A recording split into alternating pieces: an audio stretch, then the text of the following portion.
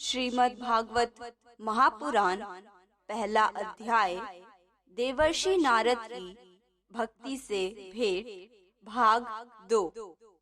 पूर्व काल में श्रीमद् भागवत के श्रवण से ही राजा परीक्षित की मुक्ति देखकर ब्रह्मा जी को भी बड़ा आश्चर्य हुआ था। उन्होंने सत्यलोक में तराजू बांधकर सब साधनों को तौला। अन्य सभी साधन तौल में हल्के पड़ गए। अपने महत्व के कारण भागवत ही सबसे भारी रहा। यह देखकर सभी ऋषियों को बड़ा विस्मय हुआ। उन्होंने कलयुग में इस भगवत रूप भागवत शास्त्र को ही पढ़ने सुनने से तत्काल मोक्ष देने वाला निश्चय किया। सप्ताह विधि से श्रवण करने पर यह निश्चय भक्ति प्रदान करता है। पूर्व काल में इसे दयापरायण सनकादि ने देवर्षि नारद को सुनाया था। यद्यपि देवर्षि ने पहले ब्रह्मा जी के मुख से इसे श्रवण कर लिया था, तथापि सप्ताह श्रवण की विधि तो उन्हें सनकादि ने ही बताई थी। शौनक जी ने पूछा, सांसारिक प्रपंच से मुक्त एवं विचरणशील नारद जी का सनकादि के साथ संयोग कहाँ हुआ और विधि विधान के श्रवण में उनकी प्रीति कैसे हुई?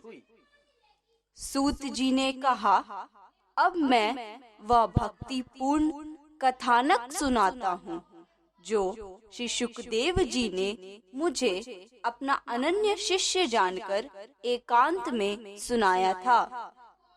एक दिन विशालापुरी में वे चारों निर्मल ऋषि सत्संग के लिए आए।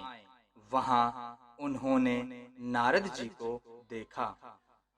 सनकादि ने पूछा, ब्राह्मण, आपका मुख उदास क्यों हो रहा है? आप चिंतातुर कैसे हैं? इतनी जल्दी जल्दी आप कहाँ जा रहे हैं और आपका आगमन कहाँ से हो रहा है? इस समय तो आप उस पुरुष के समान व्याकुल जान पड़ते हैं जिसका सारा धन लुट गया हो। आप जैसे आसक्ति रहित पुरुषों के लिए यह उचित नहीं है। इसका कारण बताइए।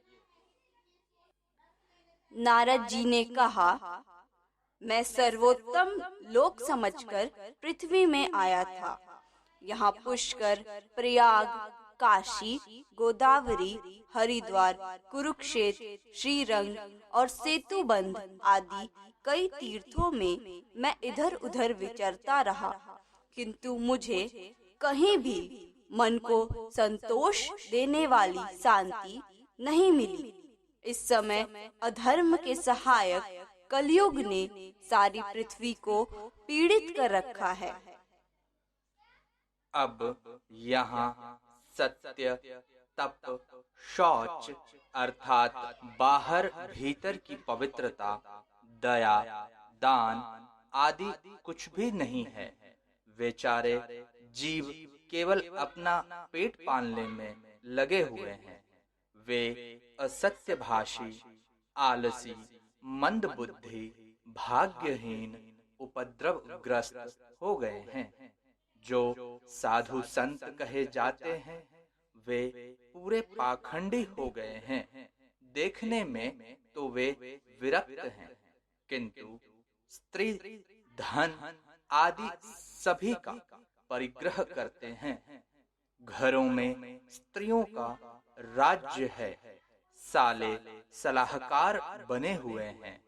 लोभ से लोग कन्या विक्रय करते हैं और स्त्री पुरुषों में कलह मचा रहता है। महात्माओं के आश्रम, तीर्थ और नदियों पर यवनों का अधिकार हो गया है। उन दुष्टों ने बहुत से देवालय भी नष्ट कर दिए हैं।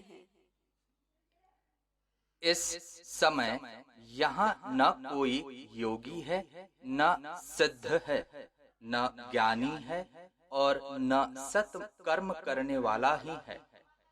सारे साधन इस समय कली रूप दावा नल से जलकर भस्म हो गए हैं।